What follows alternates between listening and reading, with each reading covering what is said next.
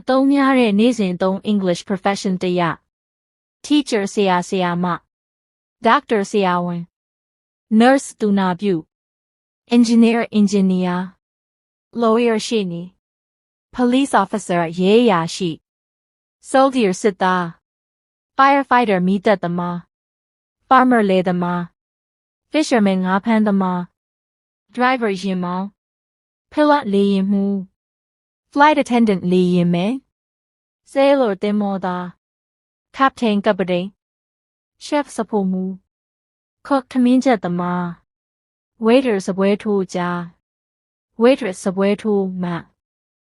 Baker မုန့်ဖုတ်သမား Cashier ငွေကိုင်း Shopkeeper ဆိုင်ရှင် Salesperson အယောင်းဝန်ထမ်း Manager manager Director ဒါရိုက်တာ Accountant စာရင်းကိုင် Banker ဘဏ်ဝန်ထမ်း Secretary အတွင်းရေးမှူး Receptionist ဧည့်ကြိုဝန်ထမ်း Clerk အစာရေး Businessman စီးပွားရေးလုပ်ငန်းရှင် Businesswoman အမျိုးသမီးစီးပွားရေးလုပ်ငန်းရှင် Entrepreneur စွန့်ဦးတီထွင်လုပ်ငန်းရှင် Economist စီးပွားရေးပညာရှင် Consultant အကြံပေးပုဂ္ဂိုလ် Architect ဗိသုကာပညာရှင် Electrician လျှပ်စစ်ကျွမ်းကျင်သမား Plumber ရေပိုက်ပြင်သမား Mechanic စက်ပြင်သမား Technician နည်းပညာကျွမ်းကျင်သူ Carpenter လက်သမား Builder ဆောက်လုပ်ရေးသမား Painter ပန်းချီဆရာ Welder ကဟေဆော်သမား Mason အုတ်စီသမား Miner မိုင်းလုပ်သား Tailor အချုပ်သမား Barber ဆန်သသမား Hairdresser ဆံပင်ညှက်ဆရာ Beautician အလှပြင်ဆရာ Photographer ဓာတ်ပုံဆရာ Designer designer Graphic designer graphic designer